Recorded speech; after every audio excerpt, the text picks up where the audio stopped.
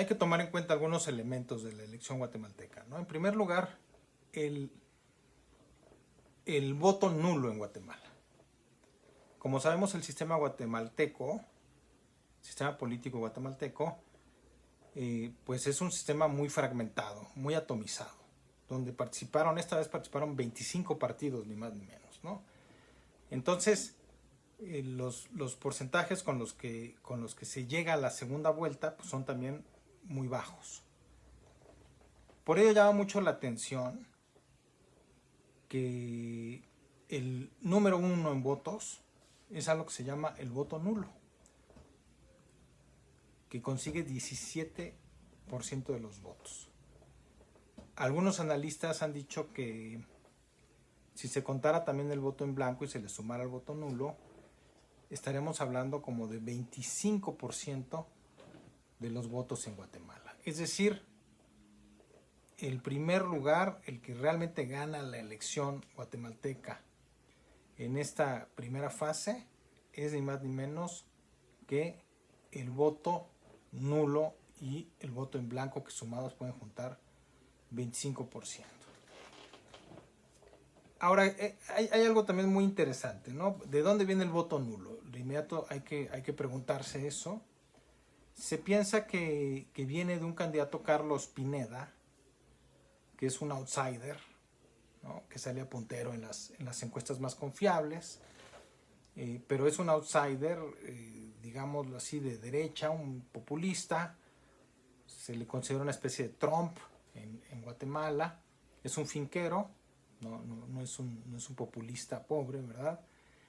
Y semanas antes de la elección se le anula su candidatura, ¿no? El Poder Judicial dice que su asamblea estuvo mal organizada, que tenía errores de procedimiento y se anula su candidatura.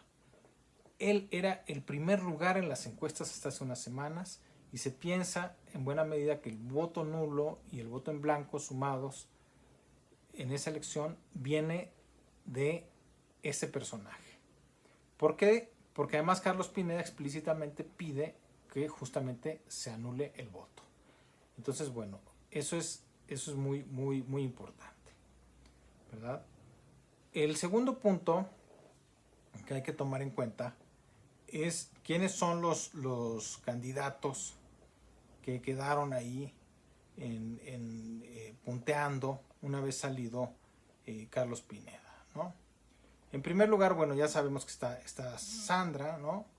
Que consigue la mayoría, pero tampoco una amplia mayoría, 17 puntos aproximadamente, ¿no? Y esto era pues lo esperado, ¿no?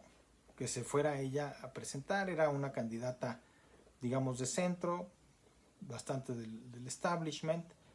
Y Arévalo, que es la gran, Bernardo Arévalo es la gran sorpresa, estaba muy abajo en las encuestas. Se pensaba, no se le veía competitivo.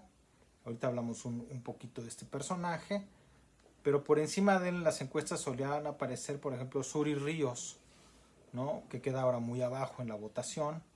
Ella es hija de un general acusado de genocidio. Es una especie como de Keiko Fujimori, ¿no? En el sistema guatemalteco.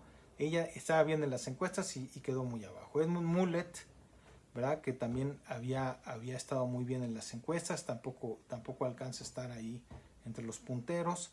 Él fue un alto funcionario de la ONU, trabajó en misiones de paz, tenía una muy buena campaña y parecía que también iba a estar ahí dando la pelea y tampoco lo logra. Ahora, aquí el asunto de Arévalo es muy importante porque siendo él un candidato que no pintaba gran cosa para ganar la elección, sale en segundo lugar, inmediatamente abajo de Sandra, y se piensa que siempre quien quede, porque Sandra van varias veces que se postula, que quien quede compitiendo contra Sandra en la segunda vuelta, le va a ganar a Sandra. ¿Por qué? Porque hay mucho antivoto, porque ella de alguna manera pues, es el establishment y hay cierto hartazgo por esto, ¿no?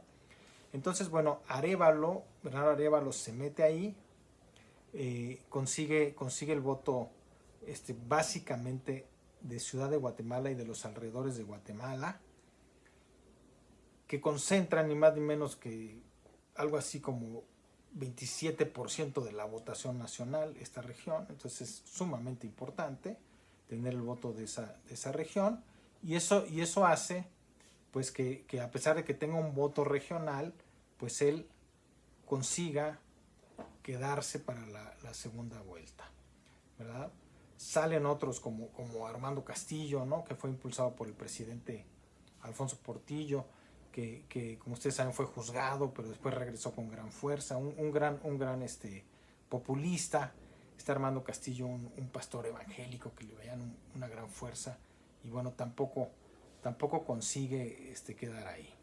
En Guatemala, lo que está ocurriendo tiene que ver con la polarización, con una lucha de clases que se va a expresar en las urnas en la segunda vuelta. Y esto es peligroso porque pueden acabar las elecciones, pero la lucha de clases ahí va a seguir y se puede intensificar más. Y cuando las sociedades están polarizadas, pues encontrar un punto medio es difícil y hace que el bien común desaparezca.